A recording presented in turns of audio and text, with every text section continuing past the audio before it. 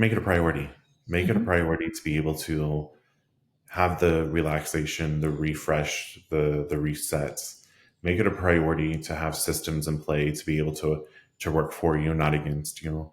Make it a priority to communicate your expectations and let people know that you're human and make yourself a freaking priority. Welcome to the Leading Lane podcast for real estate pros by real estate pros with your hosts, Ashley Frederick and Stephen Birch. If you're looking for an honest, authentic, and raw perspective, you found it. Welcome to the Leading Lane podcast. All right. So today, first off, we're getting ready to go on a vacation, and I think both of us are ready for this.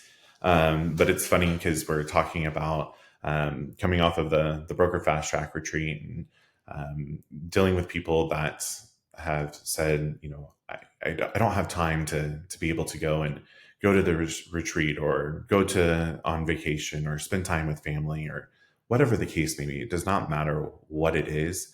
But I feel that people right now are so inundated in all of their daily work that they're not prioritizing their needs whatsoever. And I know, Ashley, we've talked about before, like feeling guilty for going on a trip, let alone a week or out of the country or whatever the case may be. But how do you feel now, and how do you prepare to be able to go? Like, what do you have to do?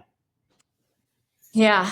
I think that, I used to not even go on vacation. I think that I went one time, 3 years without going on a vacation, and that's not healthy. And I think that there's a lot of things that have changed as far as just realizing that if you want to continue to perform at the highest level, that you have to give yourself a break. And I guess I don't take it as personally anymore if someone is upset that I went on vacation, because I normally turn around and been like, do you go on vacation? I saw the pictures on Facebook, you went on vacation and it's okay. So why is it any different than I can't? I think it's probably changed a little bit more in that I'm probably more frequent with vacations now. So I have one client that I was on vacation the last time she closed on a property. And I'm going to be on vacation when we're having an open house and some showings on another one of her properties. I know she doesn't, but that was me internally, oh my God, she's going to think that I just take vacations, but we're also 6 months apart. So, Right. completely fine. But, I think we talked about it one other time that, I was on a vacation, shit hit the fan, whatever. And we created a standard of, process of what to happen before you leave vacation. So I was very prepared this week. So I have this fantastic Excel spreadsheet. You'd actually be very surprised. It's a Google sheet, so I can share it with people. Although you haven't filled out the other one that we're sharing, but anyway. So I have on there every single listing, the seller's contact information, which agent is covering them, the closing date, and everybody that's a buyer and who's covering them, closing date, a little asterisk of what needs to be done, and then who are my current buyers. And it's all on a sheet, and I assign them out to 6 different agents. And then this week I was very adamant about sending an out of office notification to every single person that I'm working with, and it CC'd the other agent. It told them the expectations of what would happen while I was gone, if there was anything that needed to be done while they were gone. I'm very lucky right now that almost everyone's in that weird lull of just waiting to close. So I was you're basically waiting to close, but should you have any questions while I'm gone, here it is, right? Or there's an inspection scheduled for the 5th, so-and-so will assist you and will adjust when I return. And I think this time was the most amount of responses that I had from people that said, I hope you have nothing but the best time. It's so well deserved. Don't worry about us. We'll be fine. And so I think that a lot of people appreciate the clear expectations being delivered ahead of time, where in the past, I used to try to hide that I was going on vacation. So I used to not even put a out of office on my phone or my email, because I was like, nope, I can still address it. I can do it in the morning. I can just tell them I'm out of town today and someone else will do a showing for them. And I get why we tried to do that, because we're always afraid that someone's going to move on to someone else. Well, a lot of these, I think with the way that we've shifted the way that we do business, they're under buyer agency contracts. They're not shifting on to anyone else. I very clearly said, we'll take care of you while I'm gone. We'll pick up where we left off when I return. So I think that it's being more confident in yourself, but also more confident in the people that you are handing off to. They have strong confidence that everyone here can take care of my people. That's why they work in this office. And I think it's really just the realization that we can't do it all the time. Like our bodies aren't meant to run 24/7, and that really you need resets to gear up for big plans and a busy summer, and it's okay. Mhm. Well, that's huge, right? Like, how does that make you feel with now having all that laid out like that? More calm. Like I think most of us that have real estate offices also have lawyers, right? And there's always moving parts, and same thing. Like both Ben and I emailed our lawyers of, hey, if anything were to happen in the next week, can you hold it for a week? You just never know, right? Like there's nothing that's necessarily pending, but always when you least expect it, or like, right, we're trying to deal with an eviction on a property and that's a disaster. And there's no sense in taking care of it while we're gone. Like 1 week can do that. So I think that for me, it's just more calm, and you'll have to help me while I'm gone, but it is just having the ability to not, like, we're addicted to our phones, we're addicted to our emails. Like we have to break that tie somehow, which, by the way, a friend of ours that was there earlier this year told me that she didn't get a lot of her text messages when she was there. So I was like, okay, like I need to make sure that for sure everyone knows that I am away. So I think it's just the ability to actually try to relax and enjoy the time and not be preoccupied with work is what I'm looking forward to the most. Yeah. And, and kudos to you, because I know that's difficult. Mm-hmm. And it's kind of funny because I think I've always done the same thing. Like, let us not tell everybody, right? Yeah. Like, let's not make a production out of it. But I think, clear is kind, unclear is unkind, and those expectations, it's not bad to have the expectations. What's bad is when we don't articulate them. And so maybe us actually trying to protect or make sure that we're not getting judged or whatever actually backfired on us a bit. Mm-hmm. But really, like, what is another couple of days and the reality of whatever the information is or timeline? And as long as there's a channel of communication, doesn't mean that you're not unreachable. It just means that there's somebody else in play to be able to help and stand in for the time being. And the beauty of this too is that you train and work with these agents that are handling these transactions for you. They're in your office. So they know your level of expectation. They know your level of standards. And so that your clients and customers are going to be taken care of. So I'm sure that's a huge relief off of you whatsoever. I think we pride ourselves in some odd sense of always being available. Like there's that weird, right? Like we want to be there for our clients all the time. And so that's why I think we used to shy away from it. But in all reality, we're just doing them a disservice by being quiet about it. So with that being said, looking and having this knowledge now, looking back and trying to help somebody that, says, oh, I can't get away to go on vacation, or I can't go to that seminar or whatever it is. I don't even care if it's, I have clients that can't even make it to their grandkids' baseball game because they don't prioritize and make this, they want to go, but they just feel that they can't because of this guilt.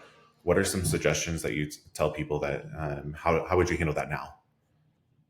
Yeah, I think that we're too hard on ourselves, right? And I think it is a matter of priorities. And I think sometimes people need a reality check of life is too short and things can change on a dime. And is that last minute showing more important than your grandson's baseball game, right? So I think we have to start to reframe the way that we value our time with those we care about most. And I think it's really a matter of finding a supportive team. So a lot of those situations, right, we'll throw into our Blink system and say like, it's, we'll get like, it's the kids' recitals tonight. Is there anybody that could help me out with a showing? And I think that is where team camaraderie, that's where it just gets a little bit easier for you to be like, it's okay. Or sometimes like last night we had RPAC, which is our largest, fundraiser for our local organization. And nobody did showings last night, right? Like everybody just said, like, unfortunately, I'm unavailable tonight, which every other realtor was unavailable tonight. But then just offer them another time. And I think as long as it's not just a no, or, you know, you can offer them a backup, most people are fine as long as you're clear with them.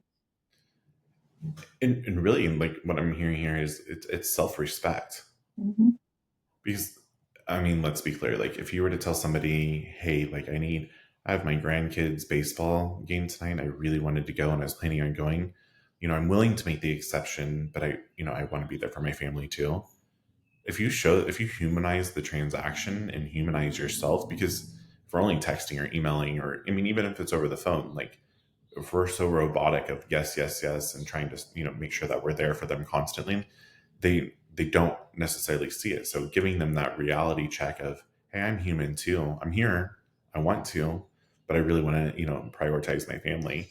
I think that you would get a totally different response I from your also client. think that if you come across the people that don't respect that, Yeah, I don't know if that's the right client in the long run, right? Like, because if you're just beginning and they don't understand it, like, what's the rest of the transaction gonna be like? absolutely. And I think that, again, that goes back to where people are so afraid to quote unquote fire a client or walk away. And if you think about the amount of anxiety, like you had to just potentially not do a showing, like imagine what's going to happen in the rest of the transaction if it's a Friday night at 5, or you know what I mean? Like all those types of things.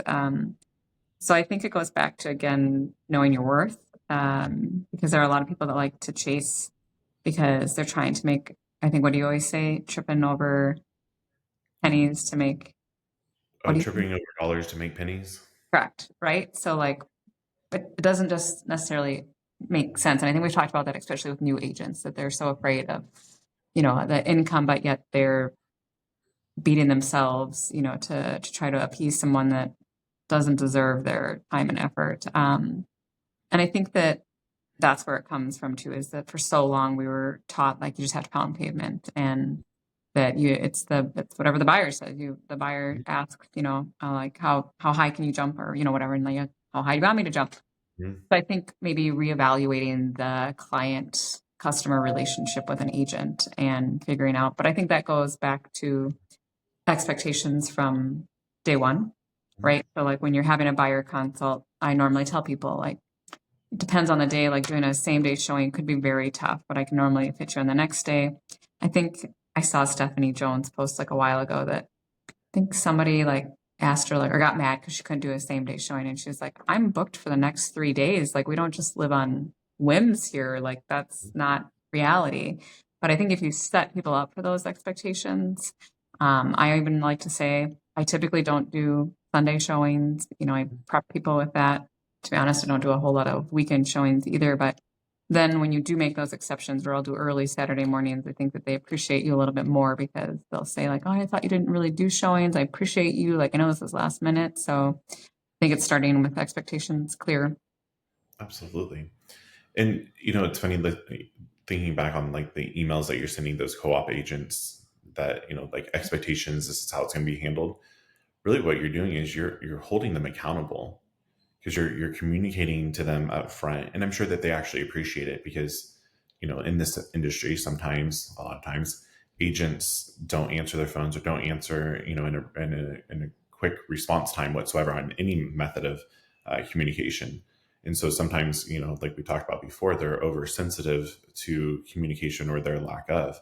So getting communication ahead of time to give them a glimpse of what's coming in the future, I think probably lessens their anxiety. And really what you're doing there too is, if, hopefully nothing, but if something does happen while you're gone, and if they do not follow that communication plan, they try to call or try to text and try to say, oh, well, your text message, you never responded and you never got it, and they didn't do what they were told or advised to do, you're holding them accountable. And I think that helps the conversations later on that may be a little bit tougher, or be able to identify whose issue was it really, whose problem, who developed this. Like, you can point the fingers at them way quicker than them to be able to continue to point fingers at you. It's really funny that you say that. So I think the other thing that people have to remember is that, like, technology is not free of issues, right? Like, That doesn't always work. I mean, I've sent people emails, text messages that they never got. So I think it's always important to follow up with a phone call, like if it mysteriously has been a day or two. So I'll give you an example. Normally we go to a friend's house every year for Easter, and this year, like I didn't get an invite. Like I normally get like a little in-text invite, to come to Easter. So Ben and I did nothing for Easter, but I think I just stayed in my pajamas that whole day. That hasn't happened in a long time. But I got the house clean, all that good stuff, right? And I just figured maybe they were out of town or doing something different with their family. Like no big deal. I wasn't upset about it or anything. So I run into her last night and she was a little short, and I like kind of looked at her and then she's like, yeah, missed you at Easter, but didn't even respond. And then I was like, what are you talking about? And she's like, yeah, like you've been coming to Easter for how many years? And like, you didn't show up this year and you never responded. And I was just like, I have no idea what you're talking about. She's like, I sent you the invite. And I was like, nope, definitely didn't get it. And she's like, yes, I did. So we pull up both of our phones, right? So like it's on her phone that she sent it to me on April 11th.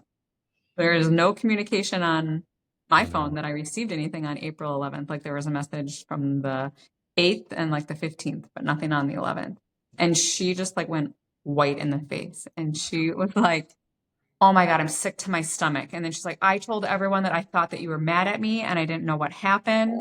And now I feel bad that you didn't even go anywhere for Easter. And she's like, and she like said she was sorry like 15 times. And I was like, it's no big deal. And she's like, I should have called. I knew something was wrong. And so, right, like it just was a good reminder that there was no harm in play. But could you imagine like how many friendships or transactions are falling apart because like a simple text in this crazy world didn't get communicated, and then you automatically assume that somebody's mad. So, we've been really pushing on that with our agents too lately about a simple text when you send an offer, send an amendment, something, because let's be honest, like a lot of times things end up in junk mail or whatnot. So I think it's just that clear, simple little reminder, like, hey, did you get this? Even another text, right? Like if you would have sent that and been like, did I get what? I think we just have to stop assuming that everything is hunky-dory unless we actually know that it happened or they got it or whatnot. It's those bullshit stories we tell ourselves. Right. I was like, why would I be mad at you? I don't understand. And, like, it's not like you were mad at her, for not getting the invite. And so she's carrying this weight around that sucks. Like, I mean, on so many different levels for sure. So no lie, like wow, like during dinner, I got like a invite to Easter 2026.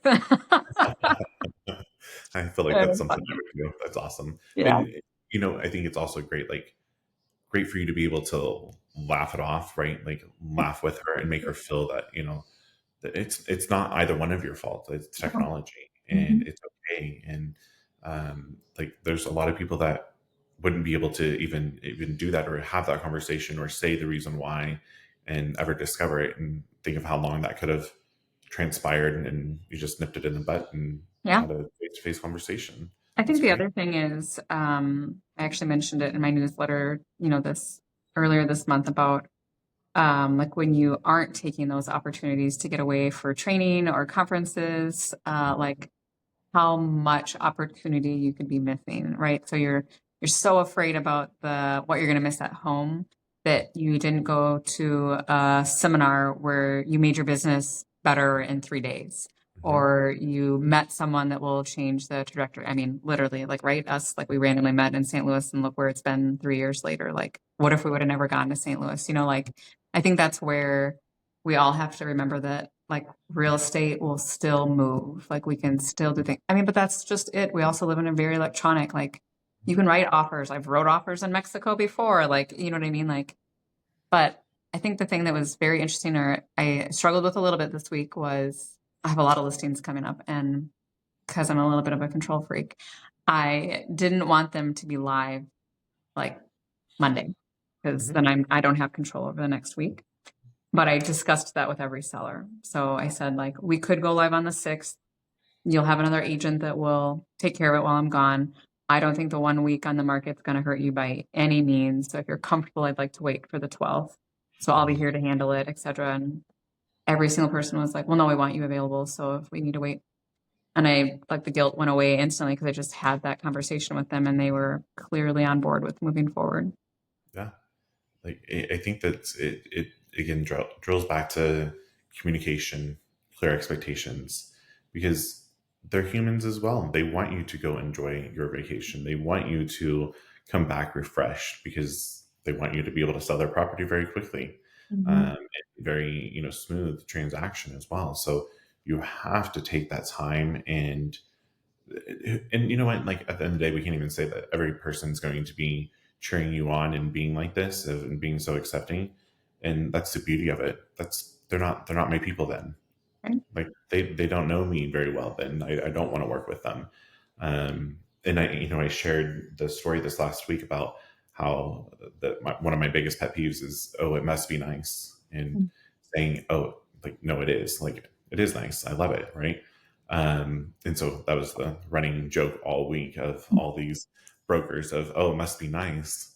Go ahead, um, Mickey. but in reality, it was kind of funny because they were joking, and I knew that they were joking. And one pulled me aside and was like, like I'm leaving as well, like for another week, and so that's 2 weeks that I'm going to be gone. And I was like, I mean, I just got back, so I'll be gone basically out of for 3 weeks. So I feel you.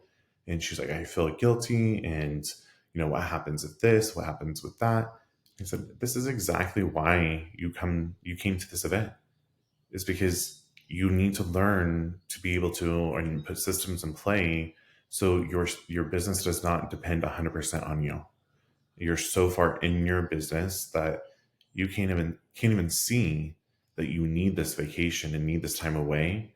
And if you didn't invest in coming to this retreat, like, who knows how long it would be until you actually get out of this vicious cycle.